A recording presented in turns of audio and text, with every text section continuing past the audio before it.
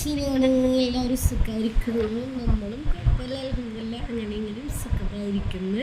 അപ്പോൾ ഒരുപാട് പേര് എൻ്റെ അടുത്ത് ചോദിച്ചിട്ടുണ്ടായിരുന്നു, എന്താണ് നോമ്പ് എടുക്കുമ്പോൾ അത്താഴം വീഡിയോയിലൊക്കെ ഒറ്റയ്ക്കാണല്ലോ ഒക്കെ ഇവിടെ കുട്ടികൾ പിന്നെ സ്കൂളിൽ പോകുമ്പോൾ നോമ്പെടുക്കാൻ പറ്റില്ല.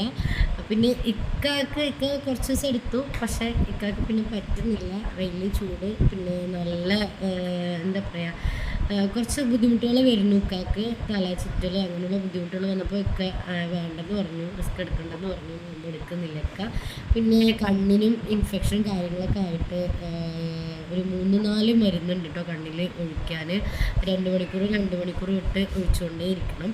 അപ്പോൾ ഇക്ക നോമ്പെടുക്കുന്നില്ല, അതാണ് ഡെയിലി അത്താഴത്തിന് ഞാൻ ഒറ്റയ്ക്കാവുന്നത്.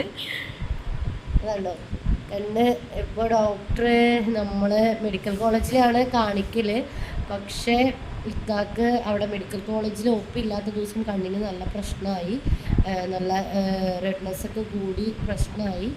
അപ്പോൾ നമ്മൾ തൽക്കാലം ഒരു പ്രൈവറ്റ് ഹോസ്പിറ്റലിൽ കാണിച്ചു. അപ്പോൾ അവർ 2-3 സൈസ് മരുന്നൊക്കെ തന്നു. 2 ദിവസം കണ്ണടച്ചിരുന്ന് റെസ്റ്റ് ചെയ്യണം പറഞ്ഞു, പുറത്ത് പോകരുതെന്ന് പറഞ്ഞു. അപ്പോൾ അങ്ങനെ റെസ്റ്റിങ്ങിലാണ്, കണ്ണടച്ച് വെക്കണം, ഓപ്പൺ ആക്കി ഇടാൻ പറ്റില്ല, കൃഷ്ണമണിയിൽ മുറിവുണ്ടായിരിക്കുകയാണ്.